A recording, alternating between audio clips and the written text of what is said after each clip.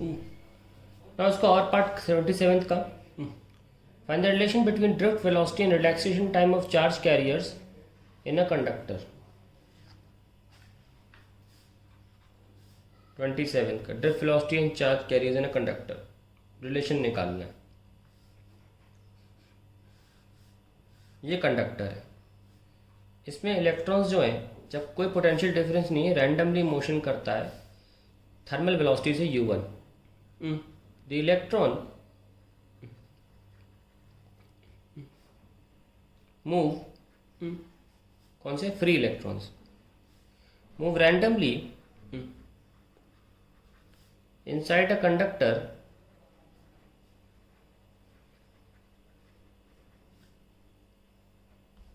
at thermal velocities, thermal velocity u. This velocity is due to temperature of conductor. अब कुछ ना कुछ temperature तो होगा ना, चाहे 1 केल्विन हो, है तो है। Let there be n free electrons having different thermal velocities,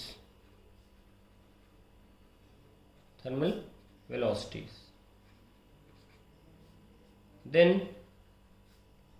u1 plus u2 up to un divided by n, that is the average thermal velocity is 0, because there has been no evidence of an isolated conductor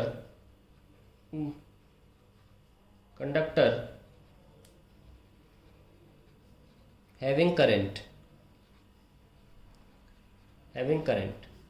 Hence, without any source, the average velocity of all electrons must be 0. तो ये 0 आ गया, that means u1 plus u2 and so on to un is divided by n is 0. अब ये जानने के बाद आप शुरू कर सकते हैं। मान लीजिए एक फर्स्ट इलेक्ट्रॉन के बारे में लिखते हैं। मान लीजिए इलेक्ट्रॉन है और ये यहाँ से स्टार्ट होता है अपनी गिवन u1 वेलोसिटी से, यहाँ पे आके कैटायन से टकरा जाता है। तो टकराने से पर इसकी वेलोसिटी v1 पहुँच चुकी होगी, और एक्सेलरेशन जो हो रहा होगा वो हो रहा होगा ऑब्वियसली इलेक्ट्रिक फील्ड की वजह से, force per unit charge and the electric field is multiply by the charge is force upon mass. तो ये इलेक्ट्रिक फील्ड की वजह से ये एक्सेलरेट कर रहा है। तो इक्वेशन क्या लिख सकते हैं? Equation of motion v1 equals to u1 plus a τ1, where τ is the time between two successive collisions. यानी यहाँ टकरा के फिर से u1 से आगे बढ़ा होगा, फिर टकरा गया, सक्सेसिव कोलिजन्स। और tau is that time in which velocity increased from u1 to v1। तो वही मैंने लिखा है यहाँ पे। Similarly, for all electrons we can write v2 equals to u2 plus a τ2, v3 equals to u3 plus a τ3 up to vn, un plus a τn। सारे जोड़ दो, v1 plus v2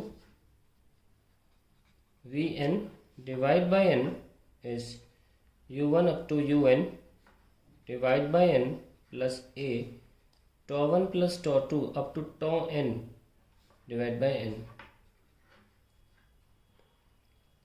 सॉरी दिख नहीं रहा होगा, अब दिख रहा है, ठीक है, एन से डिवाइड करना था बस।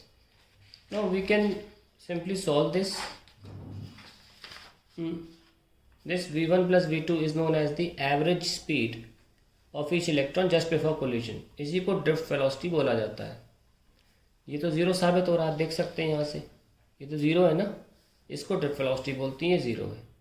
अभी थर्मल वेलोसिटी ने एवरेज ज़ीरो बताया था, प्लस ए टाउ एवरेज, तो ये हमारा ड्रिफ्ट वेलोसिटी का फॉर्मूला निकला है, वेयर एक्सेलरेशन इज माइनस का ई बाय एम टाउ।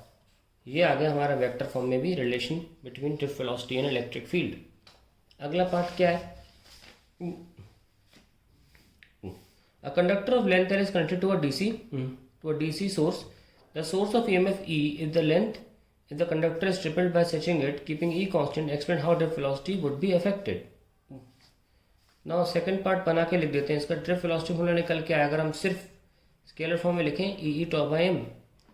इन्होंने क्या किया है, लेंथ तो एल है, लेंथ को डबल कर दिया है ना,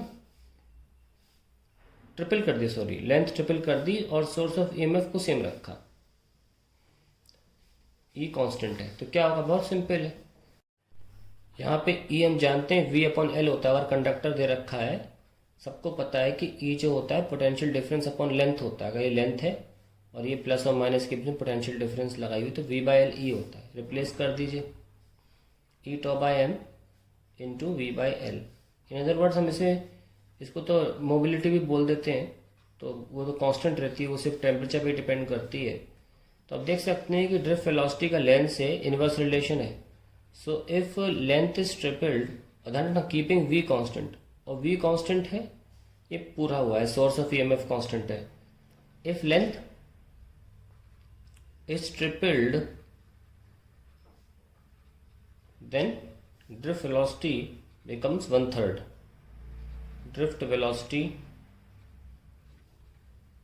becomes 1/3। ये आंसर टू द क्वेश्चन है। तो हमारा हो गया how drift velocity will be affected, वो तो सॉल्व कर ही दिया, तो हो गया।